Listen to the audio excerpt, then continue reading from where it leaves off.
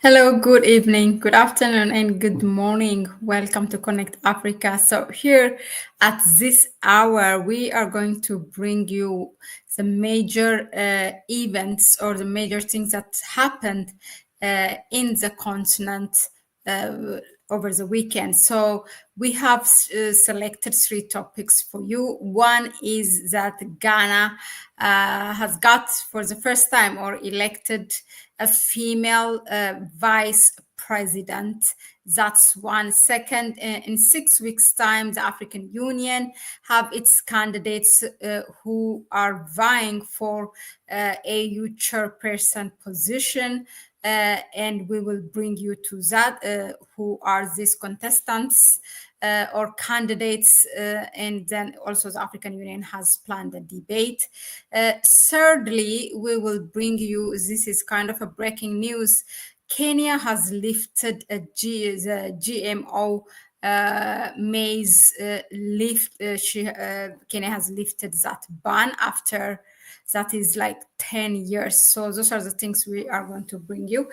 Stay with us. So first, we head to Ghana. So Ghana has elected, we have brought you in the daytime that Mahama of the National Democratic Congress Party, who was former president of Ghana, has won the election. So the vice president of that party is now, her name is, if I'm not mistaken, Professor Jane Nana Opoku Agyemang. That's her full name. She has, looking at, I was reading her bio, and she really have a very interesting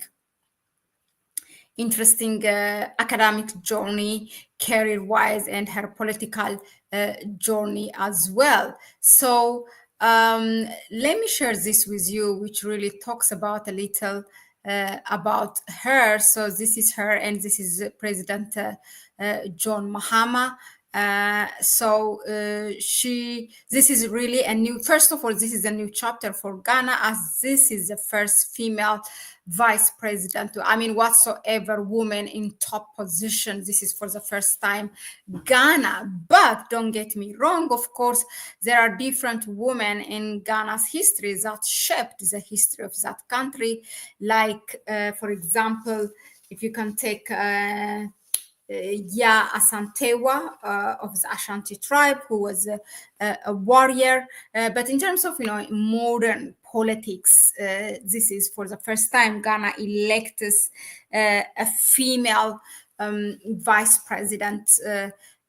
So her academic journey, she is a 73 years old, this lady, and she is a professor. Also, she's advocate for education and women's empowerment. She has her first degree in English and also in education.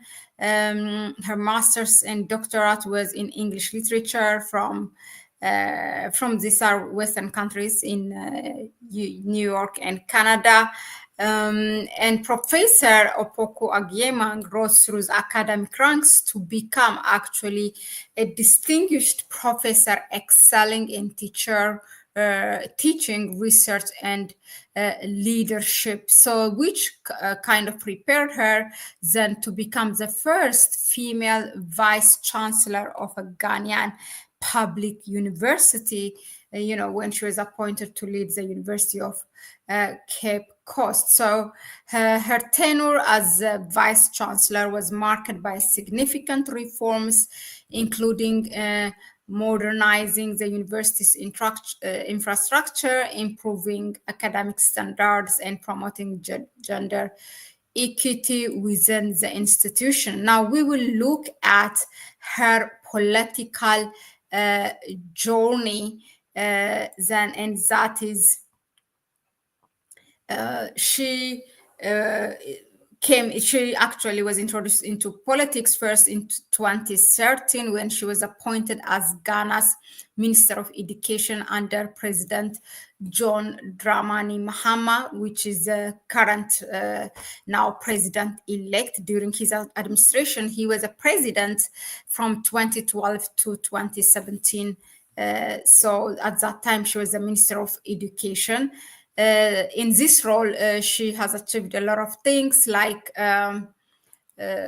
all the transformative initiatives, including expansion of educational infrastructure, what she did in the Cape Coast, innovative policies, and others. So now what her election means, in 2020, actually, when Mahama was running again for president, but of course the ruling party, the current ruling party, has won, and Nana Akufo-Addo stayed in power. So at that time, Mahama also presented her as a vice president, but unfortunately, they did not win. So now again, I think he still has the same choice. That means he still trusts her, and he still, she's still, that means dedicated.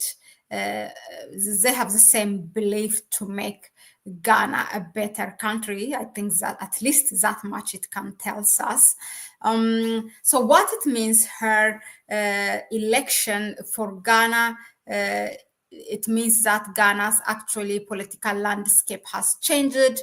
I mean, I wouldn't say there are no women who holds political position, but in such a higher level, this is for the first time. So we can say that, now it has become inclusive, giving a woman a vice president position. So, and she definitely qualify for this position. So this is, Ghana is definitely celebrating a new era of leadership, and people are so happy. People who came out before the official announcement, as soon as, Mahama has won the election, they have been cheering, calling her name the vice president. So people are actually happy and excited that she, together with President-elect Mahama, will change Ghana and bring Ghana out of all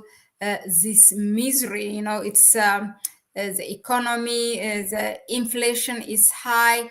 There are a lot of things that now people are expecting, but that's something time will tell.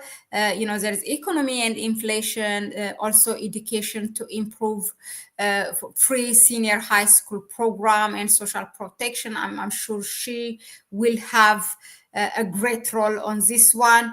Also, Ghanaians expect food security.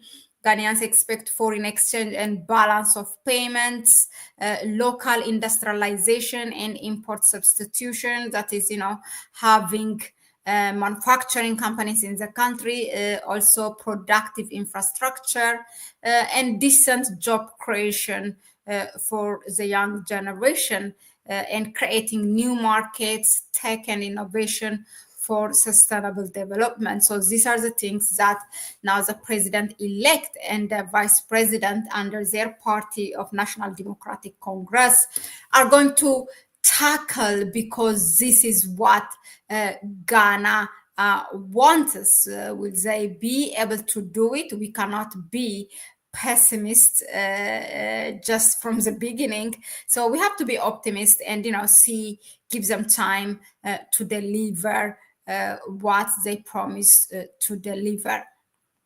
That is all I can say. Now, moving on, I would like to share with you that the African Union actually has developed this new way of working, creating a space for these candidates who are running for chairperson position, for them to debate and people to hear their ideas. They present their proposals and what they're planning to do, and there are now four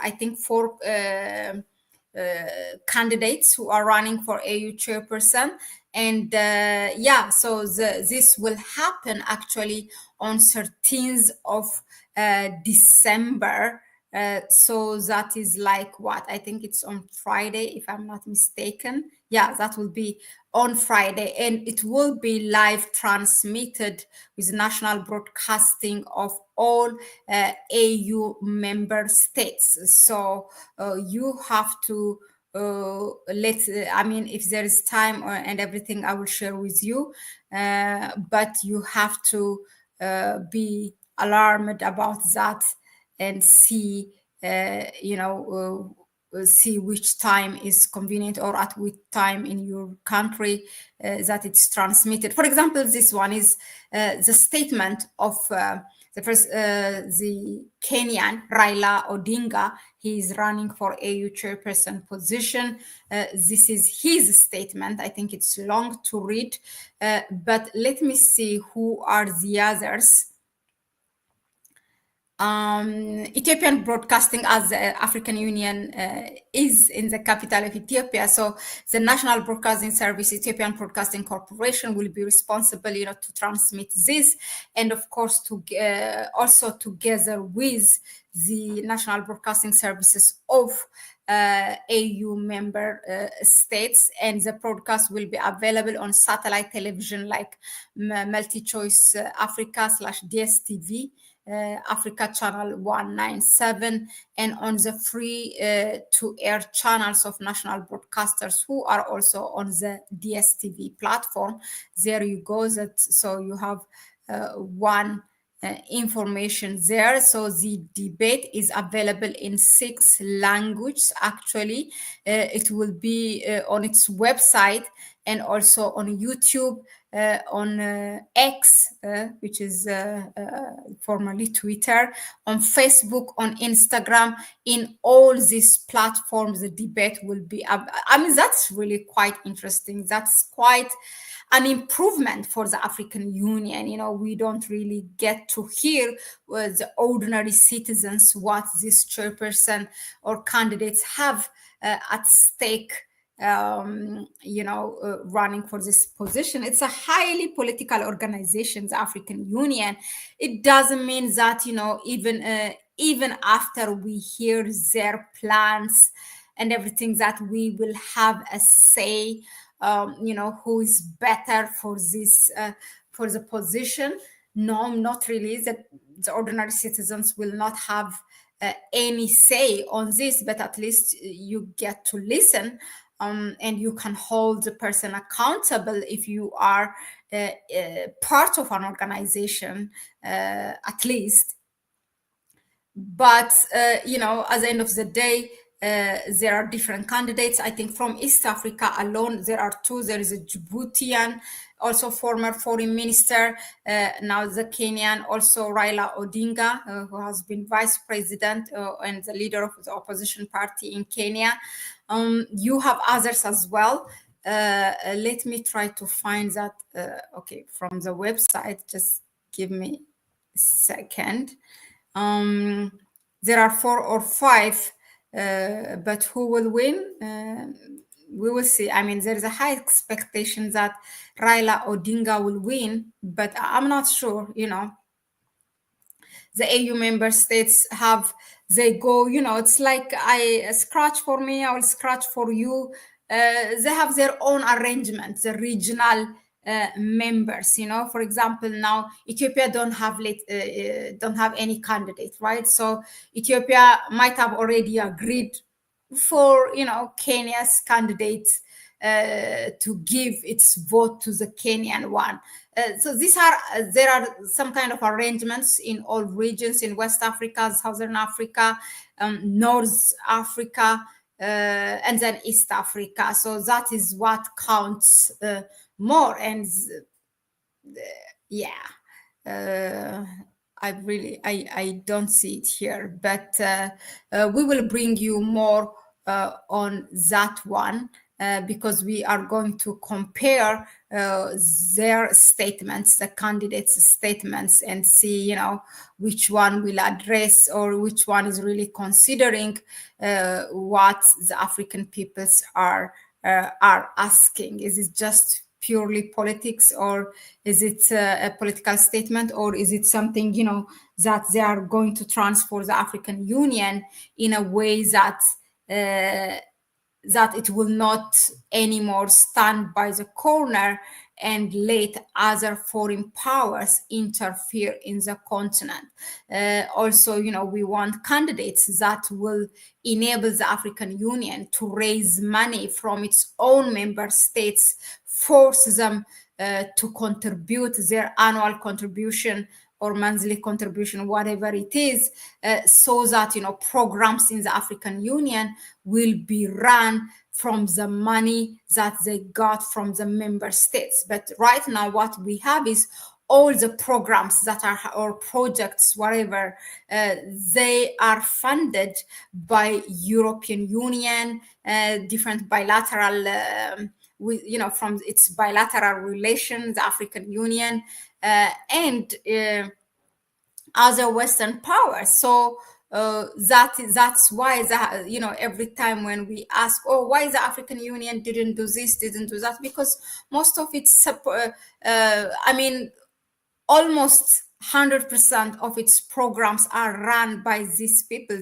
When they fund you, they are not giving you for free. They will tell you exactly what suits, what benefits them. So AU is pretty much a toothless organization that cannot do anything. And on top of it, add that it doesn't have a political power, because the heads of states, the governments, were not willing to give that power. That's why the organization is weak. When it was established, as you know, there were the Monorovias and the Casablancas group, and one was saying we have to unite now or perish, which is the led by Kwame Nkrumah, and the other bloc was led by Nyerere of Tanzania, which says no, we have to. The union has to come slowly, so let's first start it regionally. They were not willing to give up that little power they have, in their sovereign territory. If that happened at that time, then it would have been all a different story for Africa. So it's still, that is to say, power is in the hand of the heads of states. Those are who run the organization, not really the one who comes as AU chairperson. He or she has nothing to do with what's happening in the continent. It's pretty much controlled by its donors. But again, the leaders or the heads of states are allowing this, because also most of them, they are not contributing what they are supposed to contribute. I remember Paul Kagame, to solve this problem, came up with the idea of that collecting a tax from member states, from each individual, from each citizen in the continent, whatever percentage it is from the salary, and that will cover all what the African Union needs. But they didn't agree. They didn't agree, let alone that to add a tax and collect it. They are not even contributing their annual contribution, which makes sometimes even, to the extent of delaying the salaries of the African Union staff. So it is this much problematic. So I really doubt that the chairperson will have any power to do anything in the continent. It will be all the same AU, unless miraculously the member states agree to give the chairperson a power, to give the African Union a power above themselves. So that's a reality. Now, thirdly, we will look at that Kenya has lifted the GMO maize ban that was, there actually for about a decade or more. Let's see. I have to share an article with you because it's really a brief article. Oh my God, all these ads are so disturbing.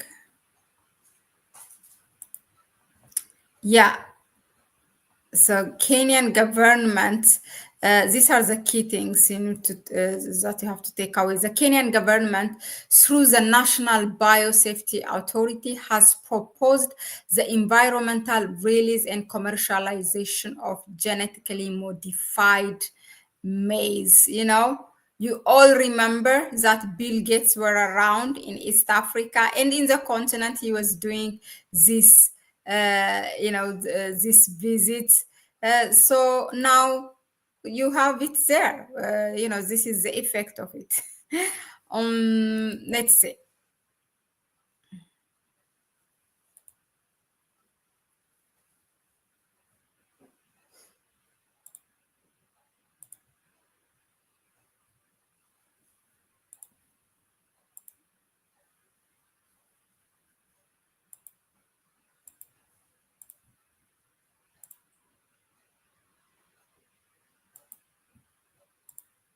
Yeah, so these are the key takeaways. The government has now lifted and asked for the lifted the ban of GMO maize and asked for the commercialization of this genetically modified maize. Number two, genetically modified organisms or GMOs were banned in 2012 under late President Mwai Kibaki, a ban that upheld by President Uhuru Kenyatta as well. Now, the maize variety developed in collaboration with Calro and AATF is designed to resist pests like maize stem borers and fall army worms. Yeah, so now the Kenyan government has proposed that for it to be commercialized, these varieties of maize. GMOs were banned in Kenya by the late President Kibaki, also continued by Uhuru Kenyatta. Well, Ruto, being Ruto, has cancelled, lifted that. We are no more surprised by what William Ruto is doing. So I just pass it like that. But however, the Kenya Kwanza administration lifted the ban through a cabinet decision on October 3, 2022, which was officially gazetted on October 26, 2022. But then that makes it the ban was lifted before Ruto coming to power or right after he comes. This is around the time he came, September, October of 2022. Then that makes it even more interesting. Are GMO maize varieties safe? Well, the National Biosafety Authority, in collaboration with the Kenya Agricultural and Livestock Research,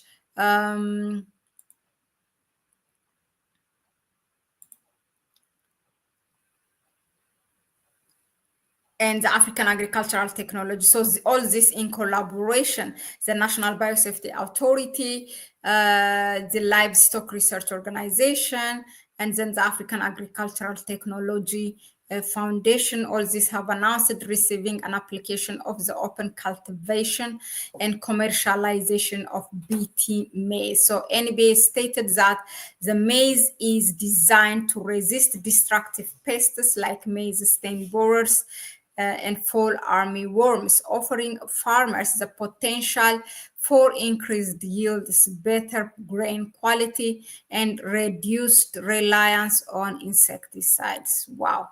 They're gonna rip this fertile soil. That's literally what it means, because the soil is capable of growing food. You don't need any fertilizer. You don't need to grow this scientifically modified organisms, in this soil.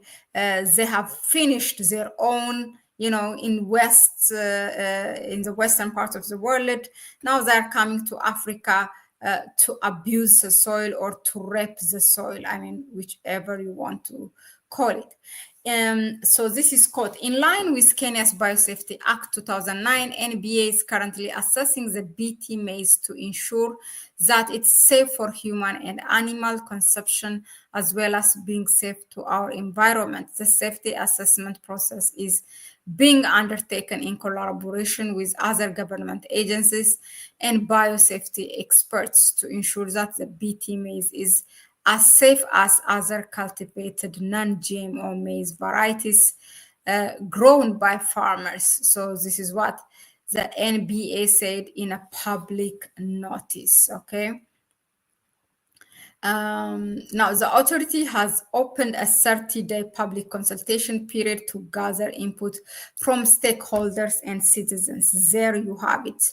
Kenyans, now you have your chances to justify why GMO modified, these genetically modified organisms or GMOs has to be banned and continue, not to for the people not to get their food from this kind of thing.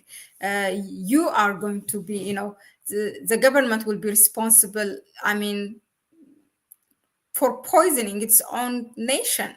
So before making a decision on the application, the authority now seek public inputs on the proposed environment release or open cultivation and placement on the market of BT maize varieties in Kenya. Members of the public are invited to submit their comments in writing within 30 days of this announcement.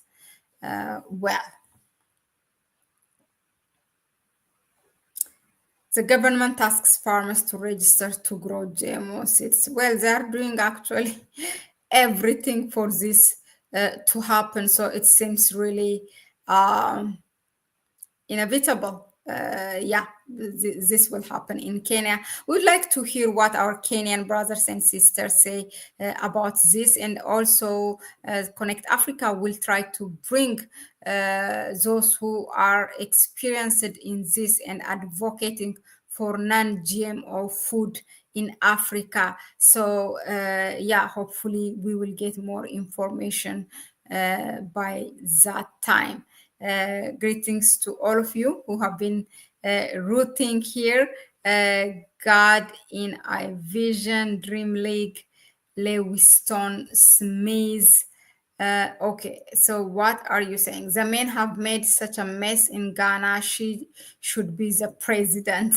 Well, yeah, but let's watch, let's see. The African Union needs to have a female leader like Dr. Arikana.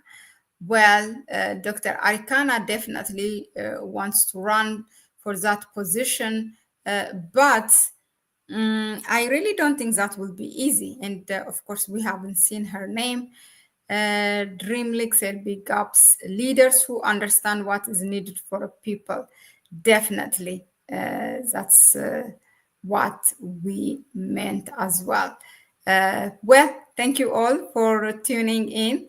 And please go ahead, subscribe to the channel, give it a like, and share the video with others. Hopefully you have you have found this informative enough so that you can share it to the people.